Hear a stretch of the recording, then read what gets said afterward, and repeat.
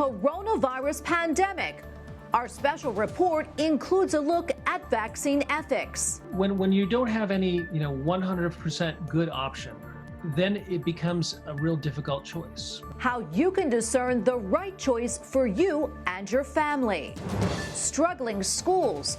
Why Catholic educators worry about the pandemic's long-term effects. On the front lines. How Catholic priests serve those who are suffering. And honoring the legacy of Dr. Martin Luther King Jr., what his niece, Alveda King, wants us to know.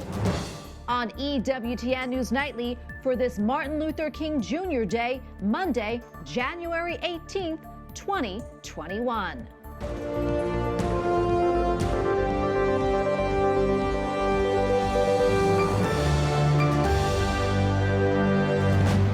Good evening, and thanks for joining us tonight. I'm Tracy Sable. Tonight, we bring you a special report on the coronavirus pandemic. The virus not only creates challenges, but also opportunities to help each other. In the next half hour, we want to take a closer look at the debate over vaccines, the impact on Catholic churches and schools, and the ways Catholic priests are ministering to patients.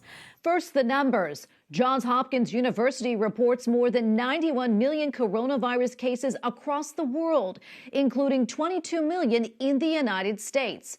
And globally, more than 1.9 million people have died, including more than 376,000 in the U.S. As the COVID fight continues, high-risk groups are now getting vaccines, and over time, more vaccine options will become available to a wider range of people. Tonight, we look at what guidance the Church provides as Catholics consider getting vaccinated. Correspondent Mark Irons reports. Mark?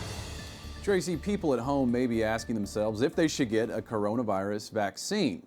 Their decision may depend on age, risk factors, or loved ones around them. But Catholics should also consider the ethics behind the vaccines. A global fight to pierce the pandemic. Some companies receiving approval of their vaccine shots, with others close behind. It's a hopeful development, but also a challenge for Catholics when vaccines raise an ethical red flag.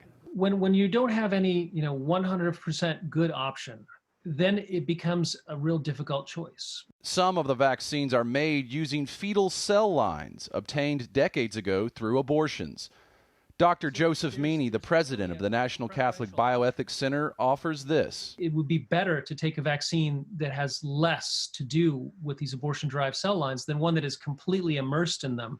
A 2005 document from the Pontifical Academy for Life notes Catholics have an obligation to use ethically sourced vaccines when available. According to the pro-life Charlotte Lozier Institute, the vaccines developed by Pfizer and Moderna were not made with tainted cell lines. What's actually injected into your arm when you receive a Moderna or a Pfizer vaccine will not contain any cell parts from aborted fetal cell lines. That's huge, right? That's really good news. However, after vaccine production, abortion-derived cell lines were used in final testing of these two vaccines. Providing further guidance, the U.S. Conference of Catholic Bishops states, in view of the gravity of the current pandemic and the lack of availability of alternative vaccines, the reasons to accept the new COVID-19 vaccines from Pfizer and Moderna are sufficiently serious to justify their use, despite their remote connection to morally compromised cell lines. The statement, signed by Archbishop Joseph Naumann, the USCCB chairman of pro-life activities. He says safe vaccination should be considered an act of charity to others and part of our moral responsibility for the common good. We really have to think about not only protecting our own health, but the health of others. But Archbishop Joseph Naumann also says Catholics have an obligation to protest the companies using unethical means in vaccine production or testing. I think it's a moment for us, again, to advocate for the sanctity of life of the human being and to never let abortion become acceptable. The vaccine developed by AstraZeneca was produced using aborted fetal cell lines. U.S. bishops finding it more morally compromised, saying it should be avoided if there are alternatives available. Dr. Tim Millay with the Catholic Medical Association says use your voice to bring about change if you have to take a morally compromised vaccine. Do it because it's the best thing to do for you and everybody around you.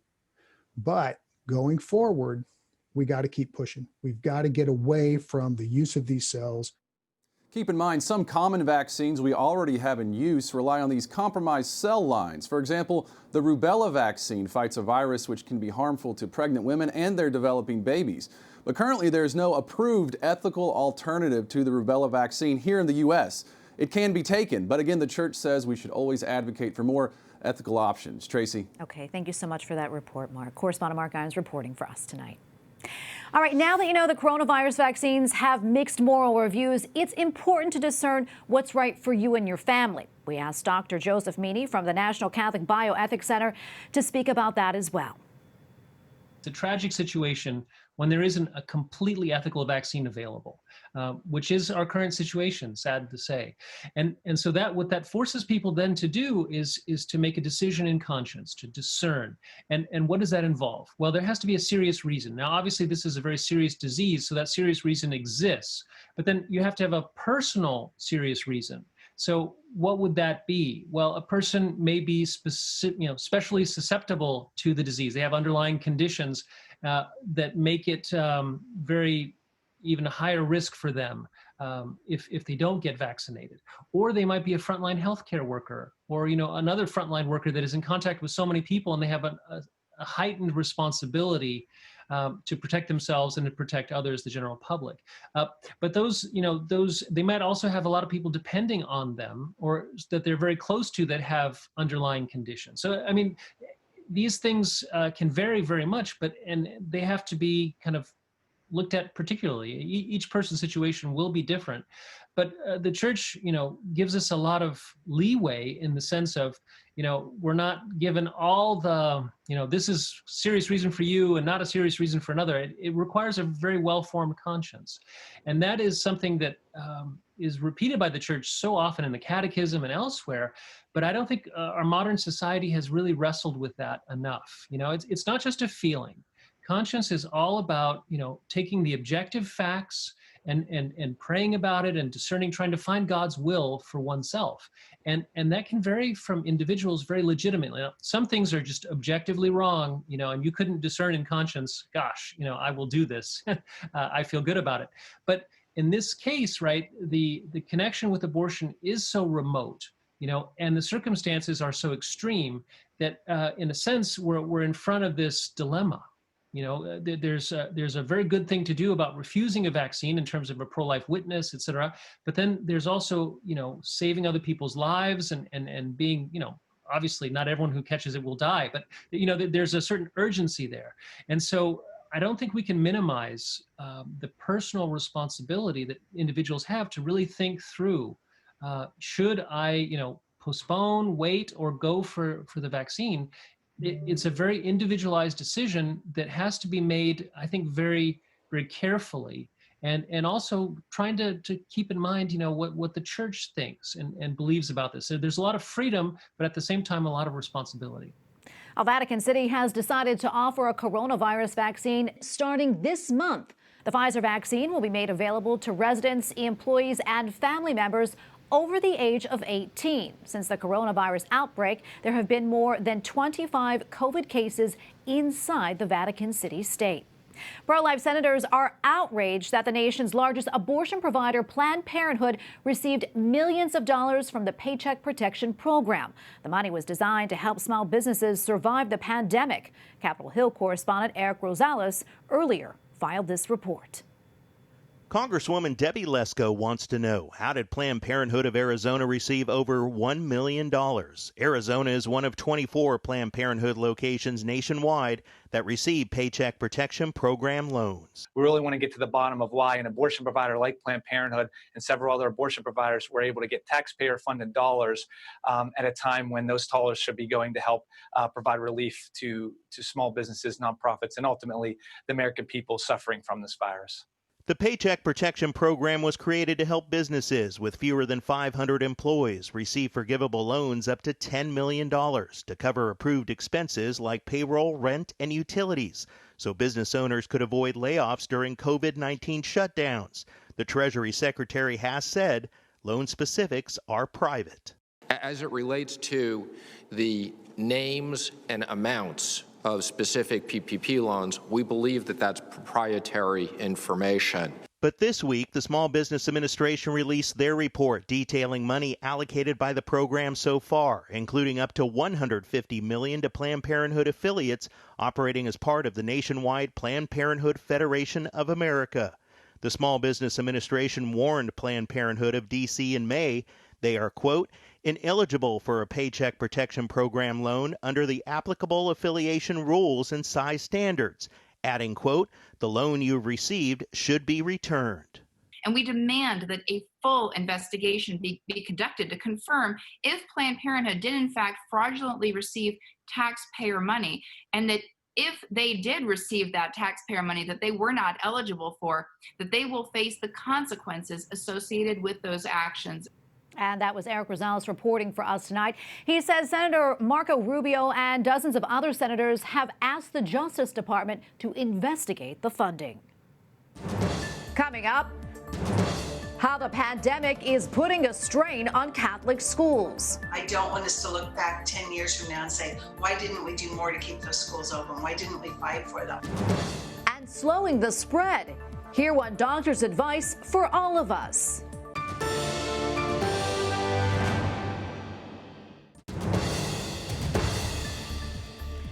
Welcome back to our coronavirus pandemic special. I'm Tracy Sable.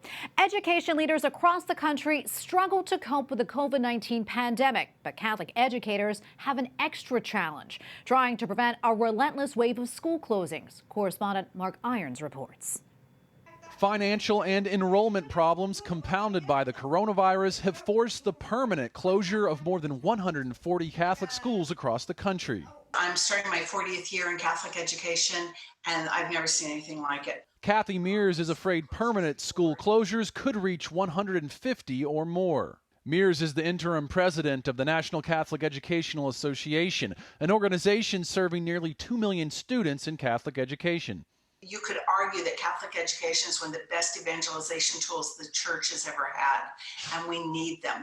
That has not changed. We need people to be formed in the faith. Schools in the New York City area hit hard, more than 20 Catholic schools shutting doors. And just this month, citing an unsustainable financial situation, the Archdiocese of Newark, New Jersey, closed 8 Catholic schools, announcing funding resources for Catholic schools in the Archdiocese were critically reduced since the outbreak of COVID-19. And paid registrations for the 2020-2021 school year are dramatically reduced. With Catholic education struggling, the U.S. Conference of Catholic Bishops has called for emergency assistance in the next COVID-19 aid package. We have asked for 10% of the federal education money that's going to K-12 schools to be set aside for non-public schools, as we represent 10% of the population.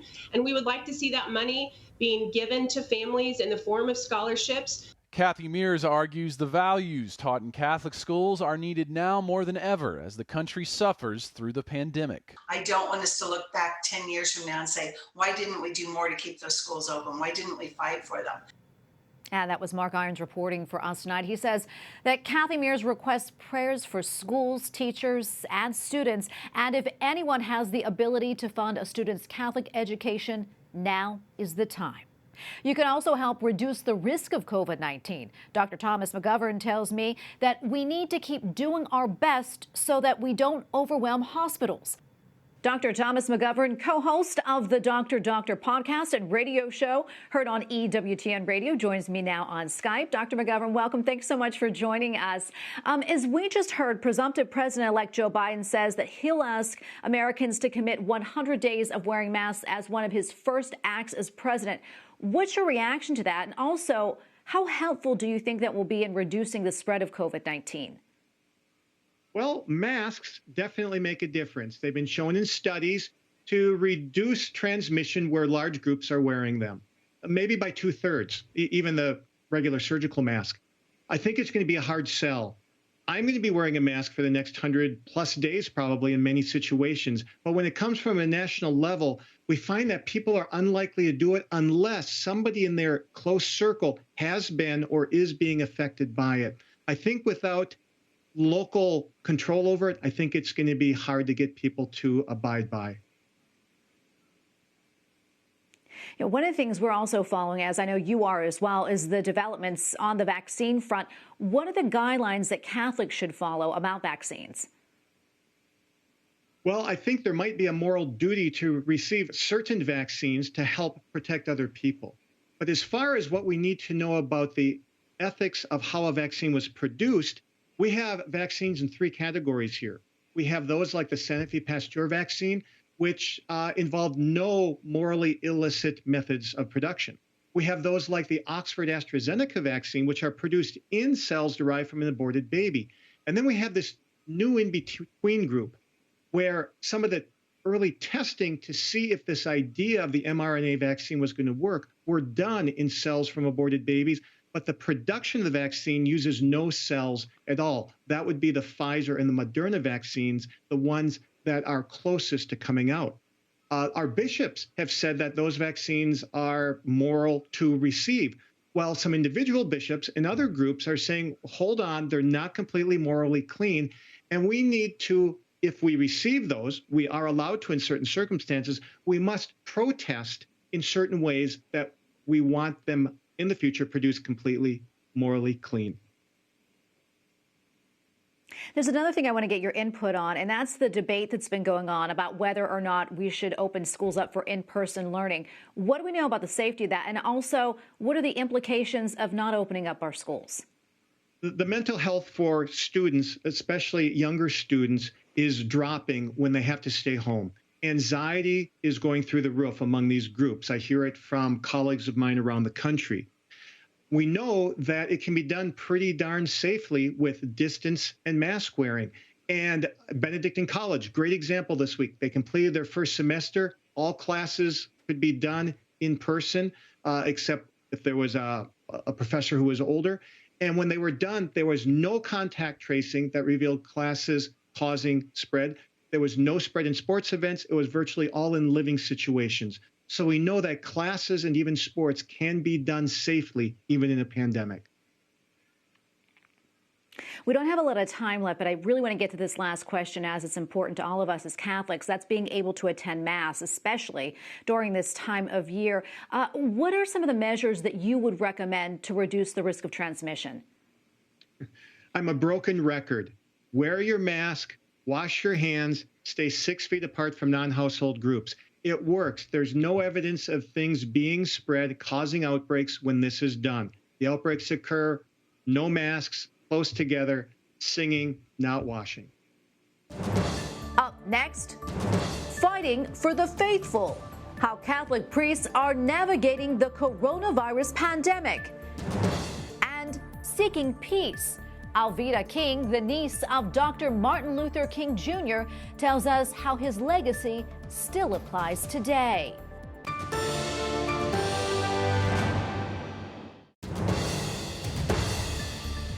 Welcome back to our coronavirus pandemic special. I'm Tracy Sable. Catholic priests serve on the front lines during the pandemic. They administer the sacraments, act as hospital chaplains, and provide comfort to the sick and the dying. Correspondent Mark Irons once again.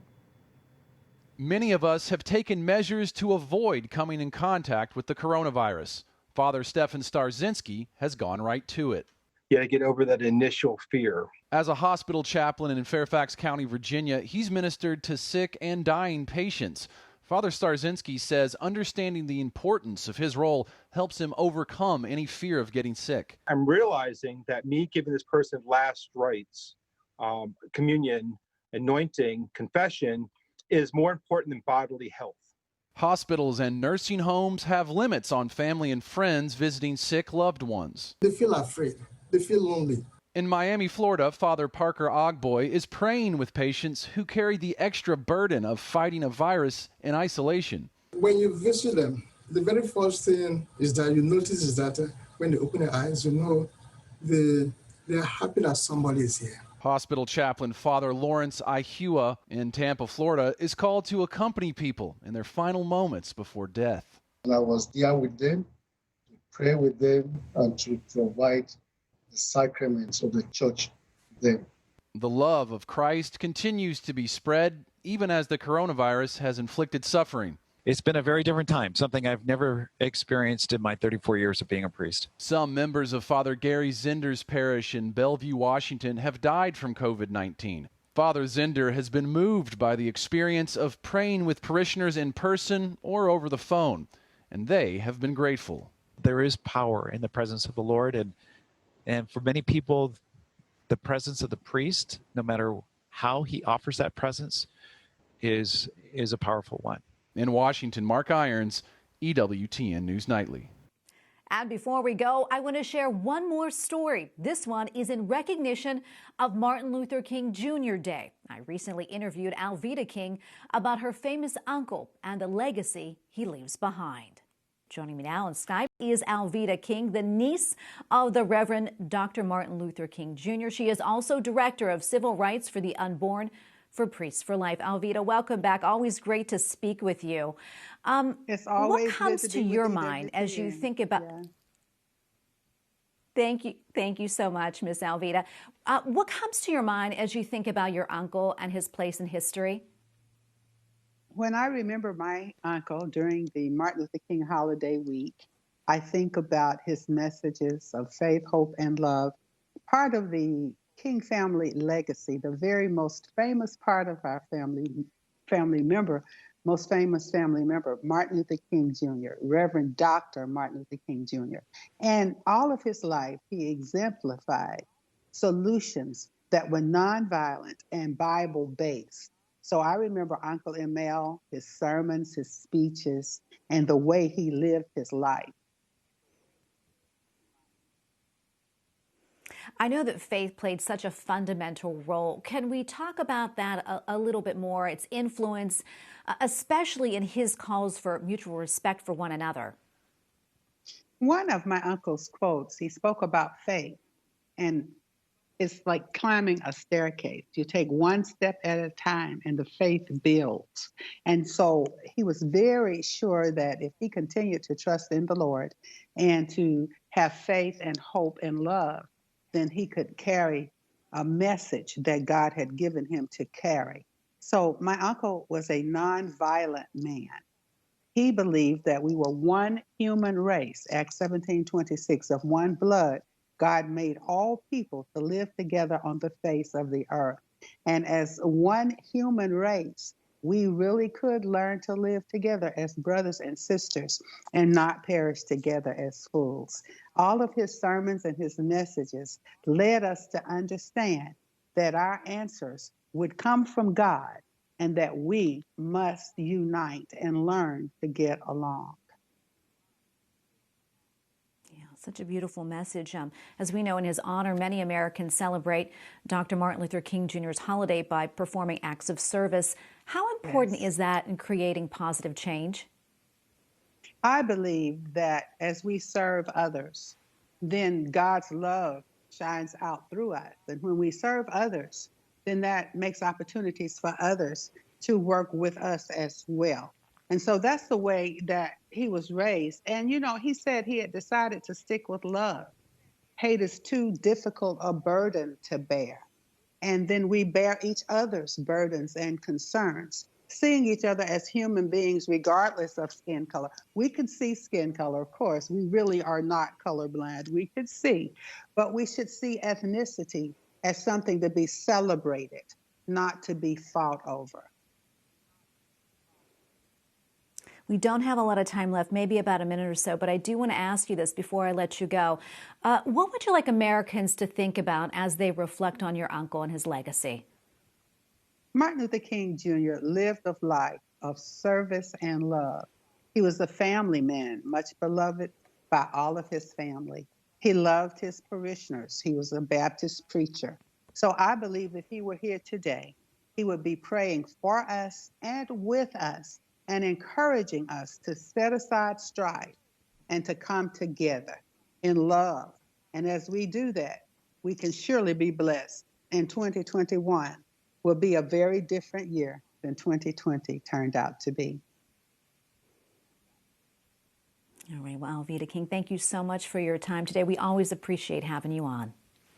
Thank you so much. For the entire EWTN News Nightly team, I'm Tracy Sable. Good night and God bless.